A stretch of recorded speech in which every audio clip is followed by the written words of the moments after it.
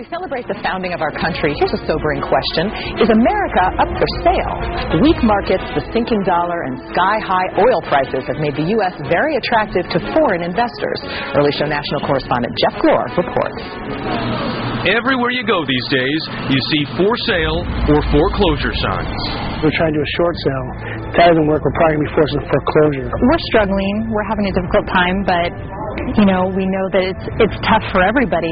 But as Americans deal with what could be a recession, foreign buyers are rejoicing. The U.S. is for sale at a discount price, partly because of the currency and partly because of oil and commodities are generating huge wealth overseas that make the U.S. look relatively poor by comparison. The biggest buyers from Russia and the Middle East, fueled by oil dollars, with investors from Brazil, China, and India also making a mark. Mexicans, too. Check out this Texas for sale sign. From across the border, they're mulling over lists of Lone Star properties. The weak dollar makes for a rising peso. And what bargains they're finding. U.S. home prices in April fell 18%. The median price was $202,000, down from $219,000 a year ago.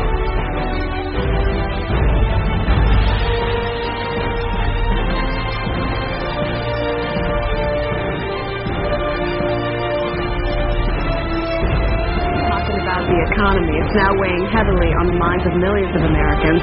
A new CBS News New York Times poll shows that 67% of Americans believe the economy is getting worse, while only 3% believe it's getting better. Early Show national correspondent Jeff Glor is at the New York Stock Exchange. Good morning, Jeff.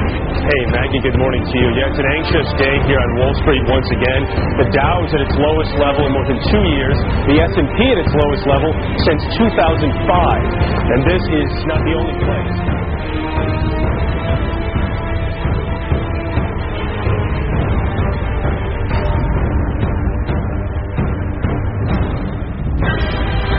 The most difficult reminder that we're in a recession came this week in the form of new job loss numbers.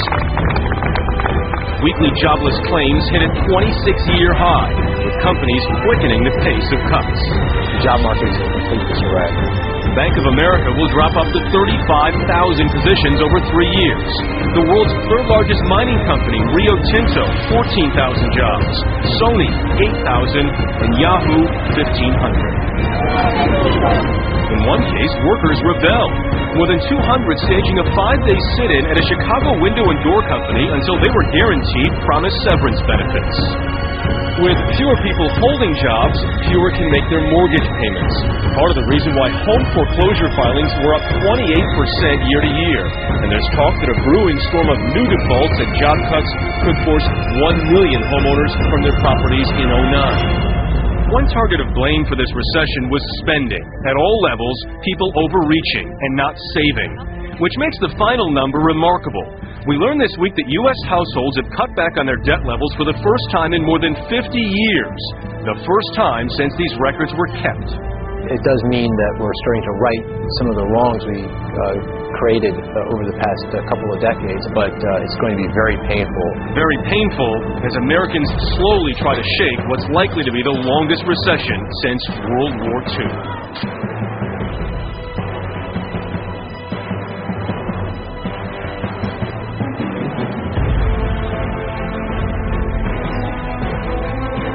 President Obama will do, now that he's back, is push his economic agenda, which includes getting Wall Street back on track.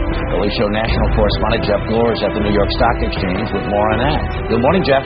Harry, good morning to you. The Dow lost 186 points on Tuesday, and after wrapping up the worst first quarter in 70 years, the first earnings reports are starting to trickle in. As Wall Street braces for rough earnings reports, they got their first taste with aluminum giant Alcoa, which lost $497 million in the first quarter. A stark reminder of a recession that has erased $50 trillion in global wealth. I think the market wants to be upbeat, but unfortunately there's still a lot of bad news out there. Bank earnings are weighing heavily on the minds of investors. Goldman Sachs, Citigroup, and J.P. Morgan Chase report their earnings after the holiday weekend. And with billions of so-called toxic assets still in the bank's balance sheets, there are bound to be more fluctuations, like the Dow's 20% run-up in March. I think it's inevitable that as you get to a turning point, you're going to see the numbers move up, move down, move up, move down. That's just in the nature of the beast. And if you think investors will be watching bank earnings closely, there's also that stress testing, the test the government is doing on banks to see if they're healthy and viable. Results will start coming out at the end of April here. Harry? Jeff Gore at the Stock Exchange this morning. Thank you. Joining us now is Michael Santoli, Associate Editor of Barron's. Good morning, sir. Good morning. Everybody's been buoyed by this sort of rumbling in the stock market over the last couple of weeks, moving up toward 8,000, and now it takes a couple of steps back down again. Where is this market? Is there a light at the end of the tunnel? Is this springtime on Wall Street, or do we have more weeks of it?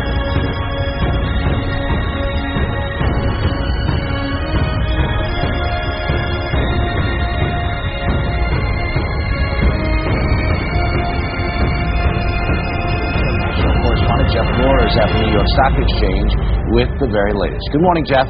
Hey, Harry. Good morning to you. A couple more positive signs for the economy this week, including what may have been the biggest news of Monday for the markets, and that is the S&P 500 index is now in positive territory for this year.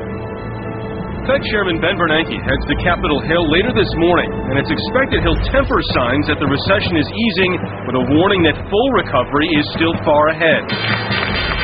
At the same time, Wall Street looks to build on Monday's rally. The Dow soared 214 points. The Nasdaq was up 44, and the S&P up 29, as spending for construction and pending home sales were both up significantly. Meanwhile, those bank stress tests come back later this week. Anticipated results: 10 of the nation's 19 largest banks will likely need more help. There undoubtedly will be banks that need more capital. There have been banks in the last few weeks that have sought more capital.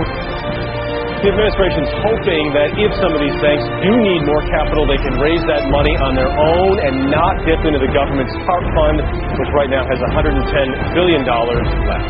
Maggie Beck.